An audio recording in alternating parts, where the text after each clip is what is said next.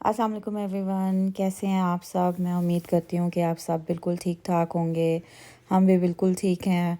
आज सैटरडे का दिन है और आज वीकेंड की वजह से सब आराम से उठ रहे हैं घर पे। और रात को काफ़ी बारिश हुई थी, यहाँ पे मौसम काफ़ी ठंडा हो गया था। वैसे तो यहाँ पर समर स्टार्ट हो गए हैं, लेकिन मेलबर्न का मौसम बाकी स्टेट्स की निस्बत काफ़ी ठंडा रहता है। तो यहाँ पर काफ़ी आपको समर्स में भी विंटर की फ़ील आती रहती है। तो ये आप देख सकते हैं कि रात को काफ़ी बारिश हुई है और अभी भी आसमान पे काफ़ी बादल हैं। तो बस मौसम ठंडा था और वीकेंड भी था, तो मैंने प्लान किया क्यों ना आज हम पराठे बनाते हैं हस्बैंड के लिए। वो वीकेंड पे पसंद करते हैं कि देसी नाश्ता बनाया जाए, क्योंकि पूरा वीक वही ब्रेड अंडा ऑफिस की जल्दी उसमें सब काम ऐसे ही चलता है कि जल्दी जल्दी होता है। तो वीकेंड पे कोशिश होती है कि हम लोग आराम से नाश्ता करें। तो इसलिए सबसे पहले मैंने पानी चढ़ाया चाय के लिए, वो चाय रखी और साथ ही मैंने इंतज़ाम शुरू किया कि मैं पराठे बनाना स्टार्ट करूं। तो बस ये ताकि हस्बैंड भी खुश हो जाएं और हमारा वीकेंड भी अच्छा स्टार्ट हो जाए। वीकेंड पे और तो ज़्यादा काम करने को नहीं होता, एक हमारा ब्रेकफास्ट होता है कि हम अच्छा करते हैं। तो बस फिर मैंने पराठे बनाने स्टार्ट किए और जो है ताकि हम इसको एंजॉय करके खाएं। पराठों के लिए आटा मैंने रात को ही गूंद दिया था ताकि ये सेटल डाउन हो जाए, क्योंकि माइंड में था कि सुबह हम पराठे खाएंगे। और बस हमारे घर में थोड़ा सा रिवाज है कि हमारे घर में थोड़ा चौरस पराठे बनते हैं। एक तो ये लाइट वेट होते हैं, इसमें इतना ज़्यादा ऑयल या घी का इस्तेमाल नहीं होता और बंदा इतना ज़्यादा हैवी फील नहीं करता। अच्छा, बात मैं कर रही थी आपसे मेलबर्न के वेदर की। यहाँ पे वेदर की कुछ समझ नहीं आती। मतलब अभी आपको मैं दिखा रही थी कि बादल हैं, थोड़ी देर के बाद आप देखेंगे कि धूप निकल आई है। मतलब वैसे मौसम तो समर्स का है, सुबह में बहुत ठंड होती है, दोपहर में अगर सूरज आ जाए तो काफ़ी गर्मी फील होने लग जाती है और आहिस्ता आहिस्ता फिर टेम्परेचर ड्रॉप होने लग जाता है या बारिश स्टार्ट हो जाती है। तो आपको हर वक्त कुछ ना कुछ अपने पास रखना पड़ता है, या जैकेट या अम्ब्रेला, हर चीज़ आपके पास मौजूद होनी चाहिए अगर आप बाहर जा रहे हैं। तो आजकल यहाँ पर हे फीवर का भी सीज़न है। ये उसी तरह है जिस तरह से पाकिस्तान में लोगों को पोलन एलर्जी होती है जब भी स्प्रिंग आता है उन दिनों में, सेम उसी तरह यहाँ पर हे फीवर बहुत ज़्यादा कॉमन है। लोगों को काफ़ी ज़्यादा प्रॉब्लम रहता है, उनकी मतलब watery eyes, runny nose, sneezing बहुत ज़्यादा करते हैं बहुत से लोग। तो डॉक्टर्स रिकमेंड करते हैं बहुत सी एंटी हिस्टामिन मेडिसिन्स, जिस तरह से ज़ाइट्रिक हो गई, लोग वो इस्तेमाल करते हैं ताकि वो इससे बच सकें। जिस तरह से मैं आपको बता रही थी कि रात को भी काफ़ी बारिश हुई है, तो पहले से ही उन्होंने हाई अलर्ट किया हुआ था कि ये हे फीवर जिन लोगों को होता है उनके लिए काफ़ी ज़्यादा ये थंडरस्टॉर्म जो है काफ़ी डेंजरस है। तो वो लोग कोशिश करें कि वो घर के अंदर रहें और प्रॉपर मेडिसिन लें ताकि उनको ज़्यादा प्रॉब्लम ना हो। तो मेरे पराठे भी यहाँ पर बनने की फॉर्म में आते जा रहे हैं। वहाँ मेरे हस्बैंड, मेरी बेटी दोनों उठ गए हैं और उनको मैं अंदर बेडरूम में ही छोड़ के आई थी, क्योंकि मेरी बेटी सुबह सुबह आज छुट्टी है तो वो अपने बाबा के साथ खेल रही है, इंजॉय करती है वो। और अपने बच्चों को भी खुश देखना एक अलग एक्साइटमेंट होती है। अपने फादर के साथ जो वो टाइम एंजॉय करती है, जो वो पूरा वीक नहीं उसको दे पाते डे टाइम में, तो वो एक उसके लिए काफ़ी एक्साइटमेंट होती है कि आज बाबा घर हैं। तो हमारी भी कोशिश होती है कि हम उसको जितना टाइम दे सकते हैं दें। पराठे मेरे नियर टू कंप्लीट हैं, मैंने अंडे बनाने स्टार्ट कर दिए हैं और बस मेरा काम नियरली ख़त्म ही होने वाला है। लास्ट पराठा मैं बना रही हूँ। जो सबसे आखिर में पराठा बनाती हूँ मैं अपनी बेटी के लिए बनाती हूँ ताकि वो गरम गरम खाए।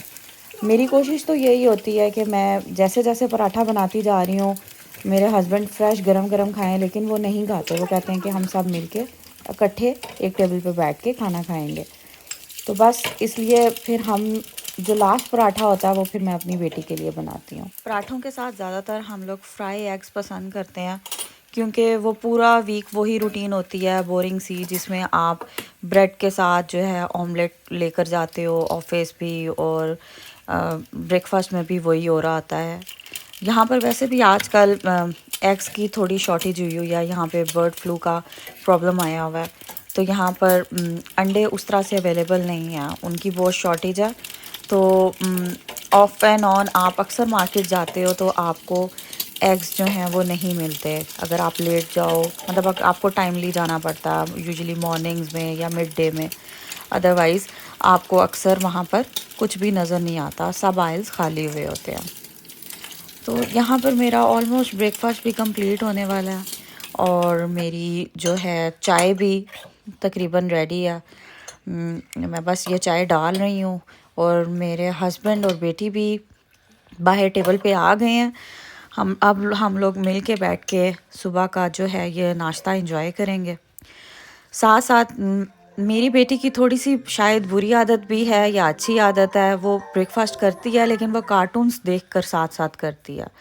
तो यहाँ पर हमने बैठ के ब्रेकफास्ट एंजॉय किया और हमारे वीकेंड का आगाज़ बहुत अच्छा हुआ। उसके पास बस मैंने अपना किचन वाइंड अप करना था, बर्तन वगैरह धोने थे और वो सब बर्तन मैंने वाइंड अप किए, क्योंकि मेरी बेटी की स्विमिंग क्लास होती है तो मुझे उसको वहाँ पर हमने लेकर जाना था। तो तकरीबन हमारे पास अभी 1 घंटे का टाइम था, तभी हमारी कोशिश होती है तकरीबन 1 घंटा पहले उसको हम नाश्ता करवा दें ताकि उसके लिए कोई प्रॉब्लम ना हो वहाँ पर। तो बस मैंने अपना ये काम वाइंड अप किया। सैटरडे यूजुअली हमारा नो कुकिंग डे होता है, तो अगर तो हमारी तरफ कोई ना आ रहा हो या हम कहीं पे इनवाइटेड ना हो तो या तो हम बाहर से खाते हैं या फिर हम लोग जो है वो लेफ़्ट ओवर जो एक दिन पहले का होता है वो इस तरह से प्लान किया होता है कि हम वही इस्तेमाल करते हैं नेक्स्ट डे के लिए। लेकिन ज़्यादातर ये होता है कि हम सब जितने भी फ्रेंड्स हैं हमारे यहाँ पर सर्कल में, वो यही कोशिश होती है कि सैटरडे को ही गैदरिंग्स करें। अगर किसी ने आना है या हमने कहीं जाना है तो हम सैटरडे को ही माइंड में रख के प्लान करते हैं, क्योंकि संडेज़ जो है वो यूजुअली नेक्स्ट वीक के लिए रीसेट होता है, ग्रॉसरीज़ करनी होती हैं, थोड़ा सा रिलैक्स करना होता है। तो जितना भी फैमिली टाइम होता है या तो बच्चों के साथ जो टाइम स्पेंड करना होता है, तो हमारा ज़्यादातर यही फोकस होता है कि हम सैटरडे को करें। यहाँ पे मेरा किचन भी ऑलमोस्ट वाइंड अप होने वाला है। जब आप बाहर के मुल्क में रहते हैं तो आपको अपने रूटीन के डेली जो टास्क हैं, कुकिंग, क्लीनिंग, लॉन्ड्री, सब खुद करना पड़ता है। यहाँ पे उस तरह से हेल्प अवेलेबल नहीं होती जिस तरह से पाकिस्तान में अवेलेबल होती है। इसलिए आपके लिए 7 डेज़ ऑलमोस्ट इक्वली होते हैं, मतलब उसमें कोई छुट्टी नहीं होती। आपने सब कुछ खुद ही करना है, कुकिंग करनी है तो आपने खुद ही करनी है। तो इसी तरह से है कि सब चीज़ें खुद ही मैनेज करनी पड़ती हैं। तो यहाँ पे मैं साथ ही आपको जैसे यहाँ के वेदर का बता रही थी कि बहुत ज़्यादा अनप्रिडिक्टेबल है। तो देखें कि सुबह में कैसे वेदर था और अभी देखें कि किस तरह से धूप आ गई है। बादल हैं अभी भी आसमान पे, लेकिन मौसम आहिस्ता आहिस्ता क्लियर होता जा रहा है और गर्म होता जा रहा है मौसम, जो कि एक अच्छी बात है। हम इंजॉय करते हैं अगर मौसम गर्म हो। यहाँ पे मैं अपनी बेटी के लिए उसकी स्नैकिंग के लिए कुछ चीज़ें रेडी कर रही हूँ, जिसमें नट्स, योगर्ट, कुछ फ्रूट वगैरह रख के उसका बैग रेडी कर रही हूँ, क्योंकि उसको अक्सर स्विमिंग क्लास के बाद भूख लगती है। तो स्विमिंग क्लास से वापसी पे हम घर आए, हमने ये गीले कपड़े जो हैं वो बाहर डाले और शावर लेने के बाद हम एक दफ़ा फिर घर से बाहर निकले तो हमने देखा कि मौसम फिर बादल आ गए हैं और मौसम जो है वो ठंडा ठंडा सा महसूस हो रहा था फिर से। आजकल यहाँ पर लोकल सिटी कौंसिल के इलेक्शंस चल रहे हैं, तो यहाँ पर जो लोग सिटीजन्स होते हैं उनके लिए कंपलसरी होता है वोट डालना, अदरवाइज़ गवर्नमेंट उनको फ़ाइन करती है। तो ये लोग सिटी कौंसिल्स के इलेक्शन के लिए बैलेट पेपर आपको घर पे मेल करते हैं, आपने उसको फिल करके इस तरह से पोस्ट ऑफिस में जमा कराना होता है वेल बिफोर टाइम। यहाँ पर उसकी लास्ट डेट 25 थी, तो हमने सोचा कि वीकेंड पे फ्री हैं तो हम ये काम आज ही कर लें। साथ ही फिर शॉपिंग सेंटर में ये ऑस्ट्रेलिया पोस्ट का ऑफिस था, वहाँ से निकले तो हमने देखा कि वहाँ पर पुलिस की कुछ गाड़ियाँ खड़ी हैं, तो यहाँ पे फ़ील हो रहा था कि कोई इंसिडेंट हुआ। खैर एनीवेज़ हमने उनको क्रॉस कर लिया और हम अपनी अगली मंजिल की तरफ चल पड़े और इरादा यही था कि हम जो है वो सिटी की तरफ जाएं। और बादल उसी तरह से थे, गहरे होते जा रहे थे और यहाँ से रास्ते में देखें आपको दूर से ही सिटी का व्यू नज़र आता है। सिटी का प्लान तो नहीं बना, लेकिन हम फाइनली एक स्टोर पे आए। यहाँ का काफ़ी फेमस पॉपुलर स्टोर है, द गुड गाइस के नाम से। यहाँ पर वीकेंड पे अक्सर बाहर सॉसेजेस और ये बंस का एक स्टॉल सा लगा होता है, जो लोग अक्सर इंजॉय करके खा रहे होते हैं। एनीवेज़, ये स्टोर बेसिकली इलेक्ट्रॉनिक्स का स्टोर है। यहाँ पे आपको हर किस्म की चीज़, हर किस्म की इलेक्ट्रॉनिक्स अवेलेबल होती है। हस्बैंड को थोड़ा सा काम था यहाँ पर, लेकिन मैं यहाँ पर देख रही थी कि कोई भी एज सच कोई ख़ास प्रमोशन नहीं थी, बिकॉज़ के नेक्स्ट मंथ यहाँ पर शायद ब्लैक फ्राइडे की सेल आनी है, इस वजह से। I think it's on 27th of November. खैर, वहाँ से निकले तो मेरी बेटी की फरमाइश थी कि उसने आइसक्रीम खानी है, उसको हमने आइसक्रीम खिलाई और उसके बाद हम एयरपोर्ट प्लेन व्यूइंग एरिया पे चले गए।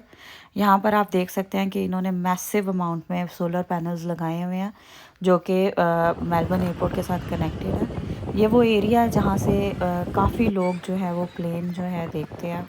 काफ़ी करीब से आपको प्लेन्स का व्यू नज़र आता है। लोग अपने बच्चों के साथ अक्सर वीकेंड्स पे यहाँ पर आए होते हैं। बच्चे बहुत इंजॉय करते हैं और काफ़ी टाइम यहाँ पर स्पेंड करते हैं। हमने भी ऑलमोस्ट यहाँ पर हाफ़ एन आवर गुजारा।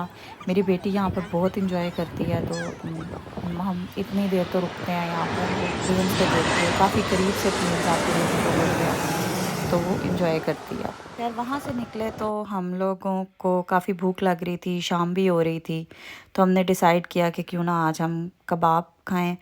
तो हम यहाँ पे एक पॉपुलर जगह है और उनका काफ़ी अच्छा खाना होता है, द रॉक्सी कबाब के नाम से। हमने यहाँ पे हम आ गए और हमने यहाँ का जो है वो मेन मील, जो चिकन मील है, वो ट्राई किया।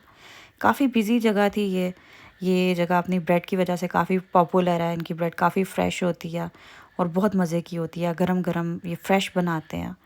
खैर, हमारी जो चिकन मील की सर्विंग थी वो काफ़ी मैसिव थी, जो हम दोनों के लिए अनफ थी। $30 में थी और काफ़ी रीज़नेबल थी। खैर, एनीवेज, हमने बहुत इंजॉय किया यहाँ पर और इस तरह मैं अपने डे का एंड किया। होपफुली आपको मेरी वीडियो पसंद आई होगी। अगर पसंद आई है तो please do like and subscribe my channel, and thank you so much for watching. Thank you.